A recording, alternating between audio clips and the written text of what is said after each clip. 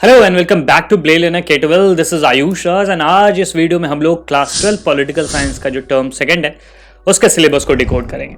सो अगर आप सीबीएसई के स्टूडेंट हो तो आपको पता होगा कि इस साल सीबीएसई दो टर्म में बोर्ड को कंडक्ट करवा रही है। टर्म फर्स्ट आपका कंप्लीट हो चुका है और टर्म सेकंड आपका मार्च एंड अप्रैल में टेंटेटिव है। सो बहुत सारे बच्चे ना अभी भी कंफ्यूज थे कि सर पॉलिटिकल साइंस का सिलेबस को आप एक बार ठीक से एक्सप्लेन कर दो। बिकॉज अगर आप हिस्ट्री देखोगे ना तो हिस्ट्री का सिलेबस काफी कुछ ईजी है। लाइक उसमें से कुछ चैप्टर डिलीट हो गए हैं, कुछ पेजेस आपको नहीं पढ़ने, दैट्स इट। वैसे ही कुछ सब्जेक्ट्स और भी हैं, उसमें भी कुछ इजी आपको देखने को मिलेगा। सिलेबस जरूर रिड्यूस हुआ है बट उसमें काफी समझना ईजी है। बट वही अगर पॉलिटिकल साइंस की बात करें ना तो उसमें बहुत ज्यादा एम्बिग्युइटी है। बहुत सारे चेंजेस करे गए हैं, कुछ चैप्टर्स को डिलीट किया गया है, प्लस कुछ चैप्टर को किसी दूसरे चैप्टर के साथ इंटीग्रेट कर दिया गया है, प्लस रेफरेंस मटेरियल आपको दिया गया है सीबीएसई के द्वारा, उसको रेफर करना है। बहुत सारा एम्बिग्युइटी, तो उसको ध्यान में रखते हुए बहुत सारे बच्चे इस चीज के लिए परेशान थे कि क्या पढ़ना है क्या नहीं पढ़ना है, कौन कौन से पेजेस आपको रेफर करने हैं, कौन कौन से चैप्टर रेफर करने हैं। इन सब चीजों को ध्यान में रखते हुए हम लोग इस वीडियो को यहाँ पर आपके सामने प्रेजेंट कर रहे हैं, जिसमें आपको पूरी तरह से ये बताया जाएगा कि कौन कौन से चैप्टर्स पढ़ने हैं टर्म 2 को ध्यान में रखते हुए, कौन कौन से पेजेस, इवन कि हम लोग पेजेस भी डिस्कस करेंगे कि कौन कौन से पेजेस आपको रेफर करने हैं, रेफरेंस मटेरियल से कहाँ कुछ क्या आपको पढ़ना है। इन सब चीजों के बारे में इस वीडियो में आपको जानकारी मिलेगी। तो चलिए आगे बढ़ते हैं। हम लोग सबसे पहले डिस्कस कर लेते हैं एक ओवरव्यू को। सो अगर आप देख पा रहे हो अपने स्क्रीन पे तो इसमें आपको दो चीजें दिख रही हैं। आपको पता होगा कि आपका जो बुक है ना वो दो पार्ट में डिवाइडेड है। एक है कंटेम्पररी वर्ल्ड पॉलिटिक्स और politics in India since independence, मतलब एक वर्ल्ड पॉलिटिक्स वाली चीज है और एक इंडियन पॉलिटिक्स वाली चीज, राइट। वहीं अगर कंटेम्पररी वर्ल्ड पॉलिटिक्स की बात करें तो उसमें आपको 3 चैप्टर रेफर करने हैं, that is new centres of power, South Asia and the contemporary world and the globalisation. New centres of power से आपको 8 मार्क्स के क्वेश्चन आएंगे and let me mind you यहां पर केवल सब्जेक्टिव क्वेश्चन आपके सामने आएंगे, ठीक है। तो 8 मार्क के आपको पूछे जाएंगे यहां से। And south Asia and the contemporary world की जहां तक बात करें तो उससे आपको 6 मार्क्स के क्वेश्चन आएंगे एंड देन ग्लोबलाइजेशन, वहां से आपको अगेन 6 मार्क के क्वेश्चन आपसे पूछे जाएंगे। ये आपका फर्स्ट बुक हो गया। सेकंड बुक पे हम लोग चलते हैं। उसमें आपको politics in India since independence की अगर बात करें तो उसमें parties in the party system in India, यहां से आपको 6 मार्क के question and democratic resurgences again 6 mark and Indian politics trend and development 8 mark के क्वेश्चन पूछे जाएंगे। तो यहां से इस बुक से आपको 20 मार्क्स हो गया एंड सेकंड बुक से आपको 20 मार्क्स, तो मतलब टोटल 40 मार्क्स के आपके एग्जाम होंगे एंड 10 मार्क्स जो रह गया वो इंटरनल असेसमेंट जो स्कूल कंडक्ट करवाएगी उससे आपको वहां से मिल जाएंगे, राइट। अब हम लोग देखते हैं, अगर इस स्लाइड को अगर आप देखोगे तो आपको पता लगेगा कि जो बहुत सारे चैप्टर्स के नाम जो दिए गए ना वो आपको बुक के कंटेंट में नहीं मिलेगा, राइट। अगर आप बुक खोल के अभी बैठे हुए हो और खोज रहे हो कि सर ये कौन सा चैप्टर है, ये कौन सा चैप्टर है, तो आपको वहां पे नहीं मिलेगा बहुत सारी, अगर सही बात करें तो। दरअसल इस बार ना बहुत सारे चैप्टर्स के नाम भी बदल दिए गए और बहुत सारे चैप्टर्स में दूसरे चैप्टर को भी मिक्स कर दिया गया, तो ऐसा भी देखा गया। इसलिए हम लोग चैप्टर वाइज अब हम लोग उसको डिटेल में एनालाइज करते हैं कि कौन से चैप्टर में आपको कौन से पेजेस एंड कौन से कंटेंट रेफर करने हैं, ठीक है। तो चलिए हम लोग सबसे पहले बढ़ते हैं इस सेकंड बुक से। सेकंड बुक में आपको कौन कौन से चैप्टर पढ़ने हैं, अगर आप अपना कंटेंट खोल के बैठे हो तो आप उसमें टिक लगा सकते हो। इसमें से आपको पढ़ना है chapter 5 challenges to and restoration of the Congress system, ठीक है। साथ ही साथ चैप्टर 2 को भी चैप्टर 5 के साथ मर्ज कर दिया गया, मतलब आप यहां पर चैप्टर 5 प्लस चैप्टर 2 दोनों को पढ़ोगे एंड इस चैप्टर का नाम बदल के क्या लिख दिया गया है, party and parties and the party system in India, ठीक है। पार्टी सिस्टम इन इंडिया, ठीक है। यहां पर आप पिछले स्लाइड में आपने देखा था parties and the party system in India, ठीक है। तो ये पूरा हो गया। पार्टीज एंड पार्टी सिस्टम में आपको चैप्टर 2 एंड चैप्टर 5 पढ़ना है, ठीक है। प्लस प्लस प्लस प्लस बहुत सारे रेफरेंस मटेरियल भी रेफर करने हैं, तो उसको भी आप ध्यान में रखना, वो आगे हम लोग बात करेंगे उस चीज के बारे में। तो ये हो गया एक। दूसरा हो गया the crisis of democratic order, तो इसमें आपको इसका नाम बदल के डेमोक्रेटिक रिसर्जेंस कर दिया गया, डेमोक्रेटिक रिसर्जेंस, ठीक है। ये हो गया। उसके बाद आपको 9th चैप्टर पढ़ना है, that is recent development in Indian politics. हालांकि इसका जो नाम है ना वो बदल के आपको कर दिया गया है politics, Indian politics trends and development, ठीक है। ये आपको यहां से पढ़ना है। यहां पे आप देख पा रहे हो कि Indian politics and trend and development करके ये चीज है यहां पर है। सो इसके लिए आपको 9th चैप्टर पढ़ना पड़ेगा, ठीक है। अब देखिए मार्किंग स्कीम क्या है, मैंने आपको वैसे बता रखा है, लेकिन ये अगर आप देखोगे तो चैप्टर 5 से आपको 6 मार्क के क्वेश्चन आएंगे। एंड माइंड यू 5 और 2 एडेड है, 6 मार्क का यहां से आएगा, चैप्टर 6 से 6 मार्क का आएगा। एंड जो 9th चैप्टर है वहां से आपको 8 मार्क के क्वेश्चंस पूछे जाएंगे। तो ये हो गया 6 + 6 + 8 = 20 मार्क्स। तो आपको यहां से 20 मार्क्स मिल जाएंगे।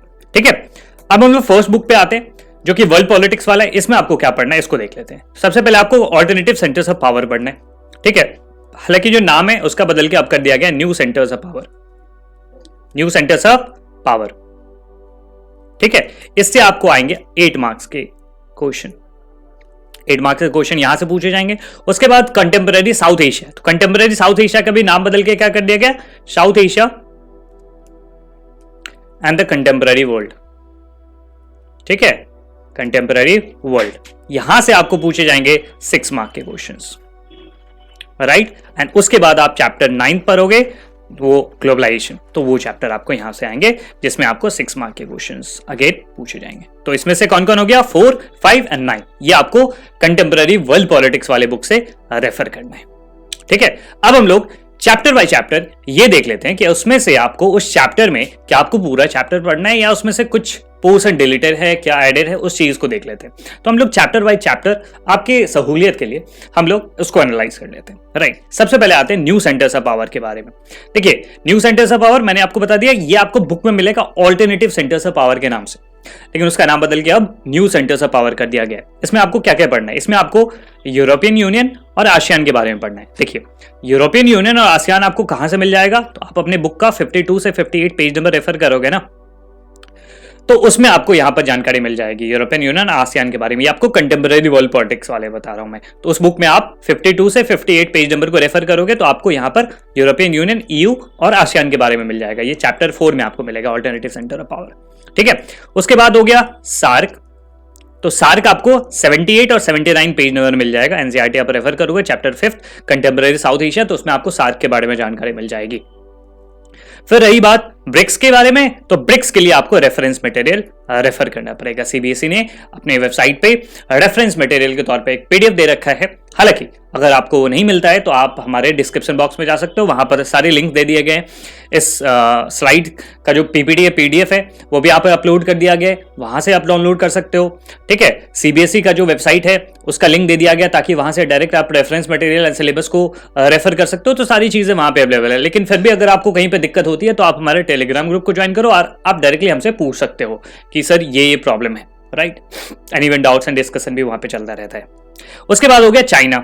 अब देखिए नेशंस के बारे में, तो चाइना की अगर बात करें तो पर्टिकुलरली चाइना वाला जो पोर्शन है ना, वो आपको 58 से 60 पेज नंबर में हो जाएगा। एनसीईआरटी में आपको मिल जाएगा। एनसीईआरटी में अगर आप 58 से 60 पेज नंबर को रेफर करोगे ना, ऑल्टरनेटिव सेंटर ऑफ पावर नाम से चैप्टर मिलेगा, चैप्टर 4, तो वहां से आपको चाइना वाला पोर्शन हो जाएगा। फिर रही बात और कौन कौन से नेशन है, रशिया, इजराइल और इंडिया। तो रशिया, इजराइल और इंडिया के लिए अगेन आपको रेफरेंस मटेरियल रेफर करना होगा। अब इसको समराइज करते हैं कि यूरोपियन यूनियन और आसियान, ठीक है, यूरोपियन यूनियन और आसियान, साथ ही साथ चाइना, ये तीनों चीज आपको मिल जाएगा बुक में। ठीक है, प्लस सार्क भी।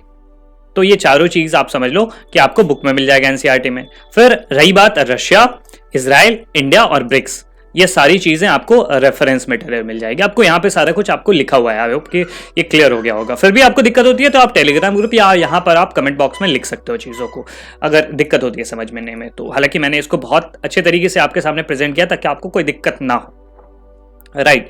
सो यूरोपियन यूनियन, आसियान आपको chapter 4 alternative centre of power मिल जाएगा। सार्क के बारे में आपको 78 से 79 पेज नंबर में कंटेम्पररी साउथ एशिया वाले चैप्टर में मिल जाएगा। एंड चाइना वाला आपको फिर अगेन 58 से 60 पेज नंबर में, और ब्रिक्स, रशिया, इजराइल, इंडिया, ये सब आपको रेफरेंस मटेरियल मिल जाएगा। तो इस तरीके से आपको न्यू सेंटर्स ऑफ पावर पढ़ना है।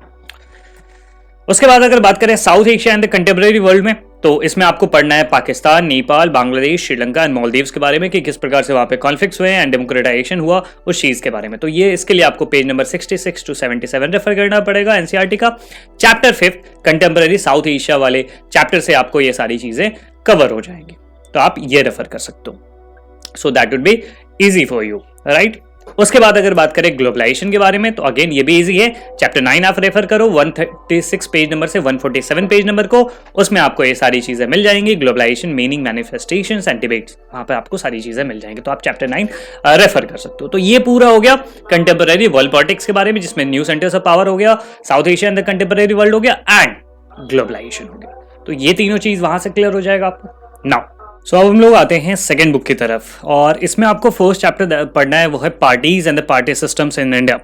सो बेसिकली इस चैप्टर के अंदर आपको कांग्रेस सिस्टम के बारे में पढ़ना है, then bi party system, multi party system and coalition system के बारे में पढ़ना है, राइट। सो इसमें कौन कौन से चैप्टर आपको रेफर करने पड़ेंगे, देखिए chapter 2 era of one party dominance, अगर आप इंडियन पॉलिटिक्स वाला जो बुक है ना उसको आप ओपन करोगे, उसके कंटेंट में देखोगे तो chapter 2 era of one party dominance, right, या era of one party system, उसको आपको पढ़ना पड़ेगा, जिसमें आपको 27 पेज नंबर से लेकर 32, देन 35 से 36, 38, 40, 42 एंड 43 पेज नंबर आपको रेफर करने पड़ेंगे। इसके अलावा फिर आपको चैप्टर 5 में जाना पड़ेगा। चैप्टर 5 में आप चैप्टर 5 जिसका नाम है challenges to and restoration of the Congress system, उसमें आपको 83 पेज नंबर से 99 पेज नंबर तक आपको रेफर करने पड़ेंगे। तो ये सारी चीजें हैं। हालांकि इसके अलावा भी आपको मेनली पढ़ना पड़ेगा कि जैसे आपको पता होगा कि 1989 के बाद इंडिया में क्या हुआ कि किसी भी एक पार्टी को पूर्ण बहुमत नहीं मिलते थे। 272 का जो आंकड़ा है लोकसभा में, जिसको क्रॉस करना पड़ता है टू फॉर्म अ गवर्नमेंट, तो वो किसी एक पार्टी के पास नहीं आ पाते थे उतनी सीट्स। तो हुआ क्या कि बहुत सारी पार्टी जो थी वो मिलकर सरकार बनाया पड़ती थी। तो ये कोलिशन इरा था, कोलिशन गवर्नमेंट का ये इरा था पूरा। और ये कब तक चला, 2014 तक, जब एनडीए थर्ड आई थी, मोदी सरकार जब आई थी, तब तक क्या हुआ था कि 1989 से 2014 तक हमारे देश में कोलिशन गवर्नमेंट रही थी। तो ये पीरियड है, इसके बारे में भी आपको पढ़ना पड़ेगा। फिर आप एक चीज और पढ़ोगे कि किस प्रकार से 1977 में जब इमरजेंसी खत्म होता है उसके बाद सेंटर में पहली बार नॉन कांग्रेस गवर्नमेंट बनती है under the leadership of Morarji Desai. तो उन सब चीजों के बारे में भी आपको थोड़ा बहुत आइडिया होना चाहिए। हालांकि ये सारी चीजें आपको पढ़नी है, आपके स्क्रीन पे जो दिख रहा है, जो पेज नंबर आपको रेफर करने वो तो पढ़ना ही है, लेकिन इसके अलावा भी उस सब चीजों के बारे में जानकारी होनी चाहिए आपको, राइट। सो जो वीडियो लेक्चर्स मैं अपलोड करूंगा, जिसको मैं बहुत सलीके से उसको क्यूरेट कर रहा हूं ताकि आपके जो नीड्स है वो, और साथ ही साथ ना ही बोर्ड्स बल्कि साथ ही साथ आपके जो फ्यूचर कोर्स हैं उसमें भी आपको वो हेल्प करेंगे, राइट। तो इस हिसाब से वो जो ऑन शॉट लेक्चर्स होंगे वो आपके लिए काफी ज्यादा इंपॉर्टेंट होंगे, राइट। तो ये हो गया parties and the party system in India. उसके बाद अगर बात करें नेक्स्ट चैप्टर की ओर, that is democratic resurgences. Again आपको ये चैप्टर बुक में नहीं मिलेगा, बिकॉज उस चैप्टर का नाम क्या था, वो था अलग, the crisis of democratic order, ठीक है। तो डेमोक्रेटिक रिसर्जेंसेस में आपको क्या पढ़ना है, उसमें आपको पढ़ना है Jayaprakash Narayan and the total revolution, जो जेपी और उनकी जो संपूर्ण क्रांति थी, टोटल रिवॉल्यूशन था, उसको पढ़ना है आपको। फिर Ram Manohar Lohia and the socialism, Pandit Deendayal Upadhyay and integral humanism, and then national emergency, and उसके बाद आपको पढ़ना है democratic upsurges, participation of the adults, backwards and the youth, right. So ये सारी चीजें पढ़नी। आप यहां से यहां तक देखो ना, जयप्रकाश नारायण से लेकर इंटीग्रल ह्यूमनिज्म तक, तो ये सब आपको कहां से मिलेगा, ये सब आपको मिलेगा जो सीबीएसई का जो रेफरेंस मटेरियल है उसमें आपको मिलेगा, राइट। एंड वैसे आपको जयप्रकाश नारायण और उनका जो कंट्रीब्यूशन था at the time of emergency, तो वो आपको बुक में भी, जब नेशनल इमरजेंसी वाला जो चैप्टर, या जब आप चैप्टर 6 रेफर करोगे क्राइसिस ऑफ डेमोक्रेटिक ऑर्डर, तो उसमें भी आपको थोड़ी बहुत जानकारी मिल जाएगी जयप्रकाश नारायण और उनके कुछ स्ट्रगल के बारे में, और उनके जो एक्टिविटीज़ हैं उनके बारे में आपको जानकारी मिल जाएगी। हालांकि ये सब चीज़ें आपको मिल जाएगा सीबीएसई के रेफरेंस मटेरियल में। एंड उसके बाद नेशनल इमरजेंसी एक टॉपिक है। नेशनल इमरजेंसी के लिए आप डायरेक्टली रेफर कर सकते हो चैप्टर 6 पेज नंबर 103 से लेकर 125, 103 पेज नंबर से 125 पेज नंबर को आप रेफर करोगे तो आपको आपके इमरजेंसी के बारे में जानकारी मिल जाएगी कि किस प्रकार से इंदिरा गांधी ने इसको लगवाया था, एंड साथ ही साथ उसके क्या इफेक्ट्स पड़े थे, सोसाइटी ने इसको किस तरीके से लिया था, उसके क्या बेनिफिट्स देखने को मिलेंगे, क्या उसका नेगेटिव इंपैक्ट मिला, ये सारी चीजें आपको यहाँ पर मिल जाएगी। दैट डेमोक्रेटिक अपसर्जेस, जो एडल्ट, स्टूडेंट, यूथ जो थे, बैकवर्ड थे, उन सब का किस प्रकार से पार्टिसिपेशन हुआ था, उन लोगों ने किस प्रकार से आंदोलन को लीड किया था, इसके बारे में आपको जानकारी मिल जाएगी। अगेन इसके लिए आपको रेफरेंस मटेरियल रेफर करना पड़ेगा। तो मतलब क्या पता चला कि यहाँ पे जितना भी कंटेंट देख रहे हो उसमें से केवल नेशनल इमरजेंसी वाला जो टॉपिक है ना वो आपको एनसीईआरटी से मिलेगा, बाकी सारी चीजें आपको मिल जाएगी जो रेफरेंस मटेरियल है सीबीएसई के द्वारा, जिसका पीडीएफ मैंने आपको डिस्क्रिप्शन बॉक्स में भी दे रखा है, वहां से आप उसको पढ़ सकते हो, ठीक है। उसके बाद आते हैं last chapter, Indian politics, trend and development. ये जो चैप्टर है ना, इससे आपको 8 मार्क्स के क्वेश्चन आएंगे, तो ये काफी इंपॉर्टेंट है। इसमें आपको क्या क्या पढ़ना है, दरअसल इराफ कोलिशन पढ़ना है, जो मैंने आपको बताया कि किस प्रकार से 1989 के बाद से 2014 तक जो कोलिशन का दौर था, उस समय में नेशनल फ्रंट होती थी, यूनाइटेड फ्रंट होती थी। फिर उसके बाद 2004 से लेकर 2014 तक 10 साल तक इंडिया में यूपीए की सरकार रही थी, यूनाइटेड प्रोग्रेसिव अलायंस थी, यूपीए 1 एंड यूपीए 2, 2004 से लेकर 2009 तक, एंड उसके बाद 2009 से लेकर 2014 तक। तो ये पूरा 2 पीरियड रहा था, यूपीए 1 एंड यूपीए 2 के नाम से जाना जाता है, तो कोलिशन का दौर। एंड उसके बाद एनडीए 3 एंड एनडीए 4 के तौर पे, एनडीए 3 मतलब 2014 से लेकर 19 तक एंड 2019 से लेकर 24 तक, तो ये एनडीए 3 हो गया, ये एनडीए 4, ठीक है। तो इसके बारे में भी आपको यहां पर पढ़ना है, राइट।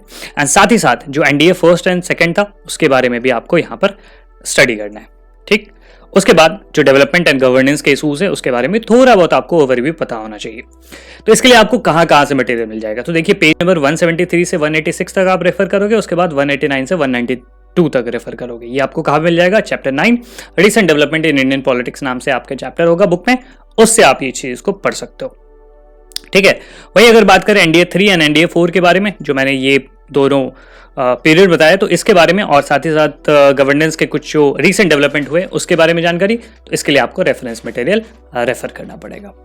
एंड इन सबसे ऊपर जो हमारे वीडियोज आने वाले हैं, वो आप ही के जो नीड्स हैं उसको ध्यान में रखते हुए, सीबीएसई का जो नीड है, सीबीएसई में जिस प्रकार के क्वेश्चन पूछे जाएंगे, और साथ ही साथ आगे जो आपके लाइफ में भी इंपॉर्टेंट हो सकते हैं, जिन पॉइंट्स को जानना, जिन इन्फॉर्मेशन को जानना, जिन नॉलेज को गेन करना, उन सब चीज़ों को ध्यान में रखते हुए जो मटेरियल है, जो वीडियोस है, उसको क्यूरेट किया जा रहा है। और हाँ, आपको बता दूं कि आप हमारे टेलीग्राम ग्रुप को ज्वाइन कर सकते हो, ठीक है। वहां पर आपको लेटेस्ट अपडेट मिलेंगे, डाउट भी डिस्कशन होता है, जो भी डाउट रेजोल्यूशन है वो वहां पर आपको बहुत ही स्मूथली एंड फास्ट वे में कराए जाते हैं, ठीक है। और वहां पर आप हमसे जुड़ भी सकते हो। हालांकि और भी मीडियम है, लाइक आप यूट्यूब पे सब्सक्राइब कर सकते हो, इंस्टाग्राम पे हमें फॉलो कर सकते हो। एंड मिलते हैं फिर अगले लेक्चर में, तब तक अपना बहुत ख्याल रखिए। Stay learning, stay curious. Thank you so much.